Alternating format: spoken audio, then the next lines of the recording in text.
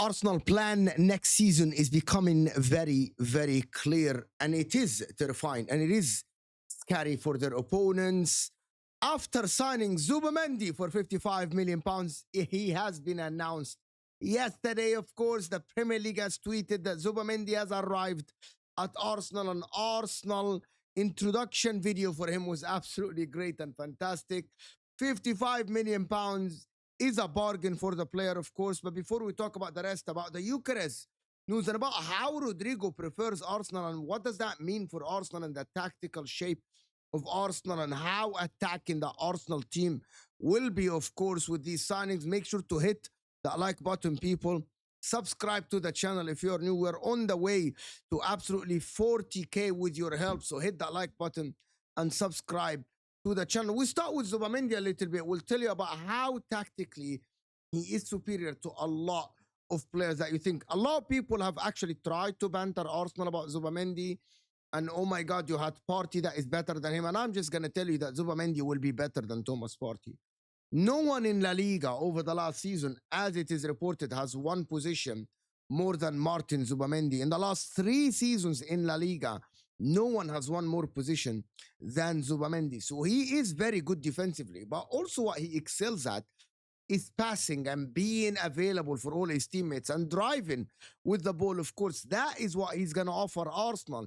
He is actually going to release Martin Ødegaard to actually finally now this season play the 10 rule that he played 2 seasons ago when he had a great season, or the season before where he had 20 plus GA, because Ødegaard last season had to drop deep, collect the ball and move with it forward. And now there is Martin Zubimendi that actually, I believe, complements Declan Rice and Martin Ødegaard to the T. The guy is absolutely phenomenal. He's composed.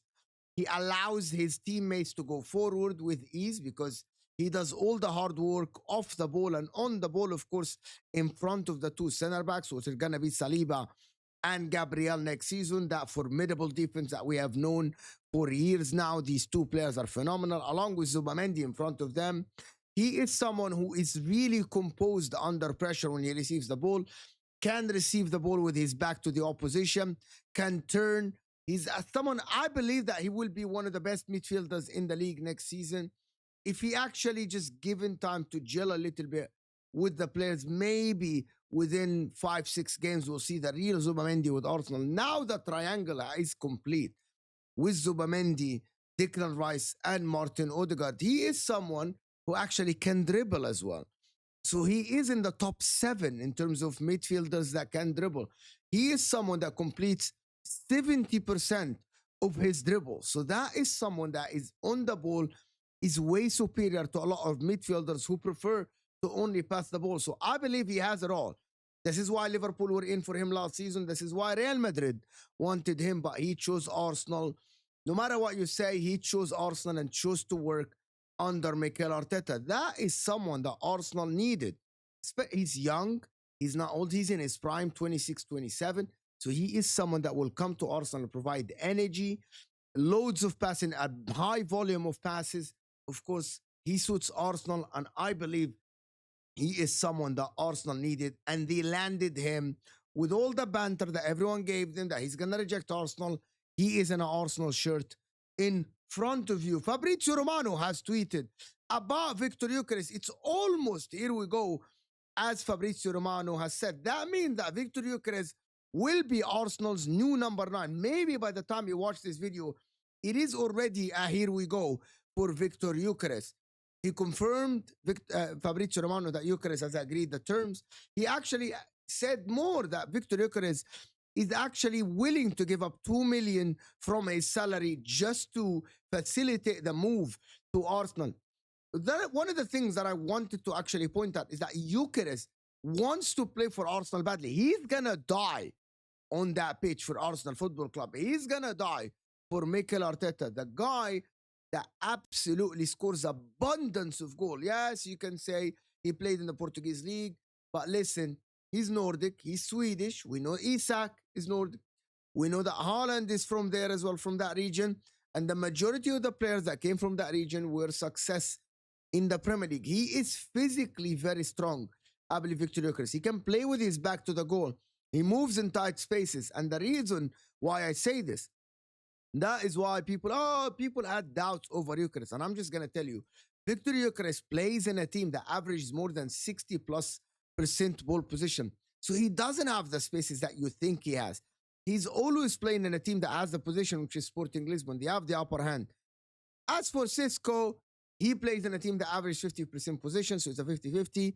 But listen, I believe that Gyökeres is the one that Arsenal needed, and it looks like Arsenal will land their player.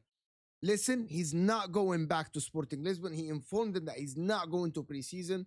So that means in the preseason, the coming days when Arsenal go, I believe that Victor Gyökeres will be on that plane with the Arsenal team. He will be on the training ground with Arsenal for the preseason because he has to have a preseason. And absolutely, that is a phenomenal signing by Arsenal. These two by themselves, Zubimendi and Victor Gyökeres, I think these two are what Arsenal needed. Everyone was talking about the missing piece for Arsenal, which is the striker. And here you go, the striker is here. As Ben Jacobs also has tweeted that the talks between Sporting Lisbon and Arsenal have been absolutely progressing. And I wouldn't be surprised if this is the here we go in the morning, of course, or in the next hours, or maybe by the time you watch this video. How many goals? And I want to ask you a question, guys. Everyone in the comment section, make sure to hit that like button and let me know. If you're a rival, let me know. How many goals do you think Victor Gyökeres will score next season? I want to know your answer. I believe it's going to be at least 20 plus goals. I believe it's going to be between 20 and 25. I believe he's going to hit like 30 GA next season, and that would be phenomenal. The price is going to be between 75 and 80 million in a total euros in a total package. So that will be 65 million pounds, maybe 60 million pounds, and then 8 add-ons. And that would be a great deal for Arsenal. In the current market, I don't think you can find a better striker for a better price than him. There is the talks of Ekitike being 100 million euros. That is what Frankfurt wants. So landing Victor Gyökeres in his prime at 27, forget the resale value and all the people that talk about resale value, ceiling, and all that. This guy is in his prime. This guy is ready to win today. This guy fought to actually join Arsenal and absolutely he basically told Sporting, I'm not going back to train with you. I want to move to Arsenal. He only wanted Arsenal, and Arsenal did the job, and they're going for Victor Gyökeres. He absolutely fits everything that Arsenal need as a number 9.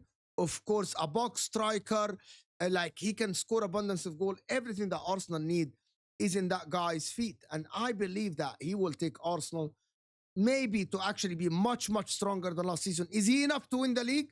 There is one more deal that is left for Arsenal, maybe to be favorites to win the Premier League, unless Liverpool sign Isak, which is this guy, Rodrygo, from Real Madrid. That it is reported that Cristiano Ronaldo has tried to lure him in to go to the Saudi League, to Al Nassr. But he said that he prefers a move to the Premier League. And Arsenal already spoke to his camp. So Arsenal, in my opinion, are leading the way. There are reports that he's talking to PSG. I don't think that he's going to go to PSG. That's honestly speaking. Because Kvaratskhelia plays on the left. And Rodrygo wants to play on the left. And I think that Kvaratskhelia will be playing and starting week in, week out. So there is no reason for Rodrygo to go and battle someone like Kvaratskhelia for his place. He can go to Arsenal and be the starting left winger for Arsenal, along with the Bukayo Saka on the right and Victor Gyökeres up top. I believe that would be absolutely deadly. What does he offer Arsenal? There's a lot. He offers Arsenal experience, even though he's 24, winning mentality. He provides a spark. He can basically win Arsenal 12 to 15 points on his own. 100 million for someone like Rodrygo is so cheap. And Berta, as we saw, he worked the magic with Zubimendi. He worked the magic with Gyokeres. And now he might work his magic to get Rodrygo. Everyone is scared of the Madueke things and actually the Madueke links. But David Ornstein has reported that the Madueke deal is separate from Eze, which is the attacking midfielder and the left winger situation. Arsenal will face a battle because I believe if this guy is on the market, there is a lot of teams that will be in for him. There will be Liverpool if they sell Diaz, which is reported that he's gonna go. Might be Man City going in for him, but I believe that Arsenal did the groundwork early because the only team that is reported that already spoke with him are Arsenal. Are Bayern gonna be in for him?